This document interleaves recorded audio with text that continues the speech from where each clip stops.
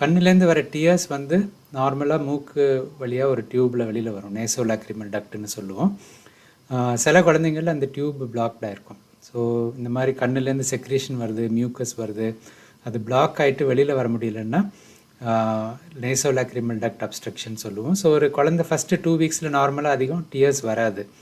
So அதுக்கப்புறம் tears வர நேரத்தில் இந்த மாதிரி ஓவர்ஃப்ளோ ஆக சான்ஸ் இருக்குது. டியர்ஸ் வெளியில் இருக்கும், கண்ணில் தங்கின மாதிரி, கொஞ்ச நேரம் தூங்கி எழுந்திருக்கும் போது பீலை கட்டின மாதிரி இருக்கும். ஸோ இது வந்து நார்மல் தான், இன்ஃபெக்ஷன் இல்லை. ஆனால் இது வந்து கண்டினியூ ஆகும். இதை கிளியர் பண்ணுறதுக்கு ஃபஸ்ட்டு வெட் காட்டன், அதாவது நனைஞ்ச காட்டன் வச்சு தொடச்சிட்டு, இங்கே மசாஜுங்கிறது வந்து கண்ணுக்கு மூக்குக்கு நடுவில் up and down movements few times a day. So almost with every feed நீங்கள் பண்ணலாம். மூக்கு அடைச்சிருந்ததுன்னா மூக்கில் saline spray, salt water spray போடலாம். ஸோ இந்த மாதிரி நம்ம ட்ரீட் பண்ணும்போது இதோட கிளியரிங் வந்து ஈஸியாகிடும். ஸோ கவலைப்பட தேவையில்லை. But it continue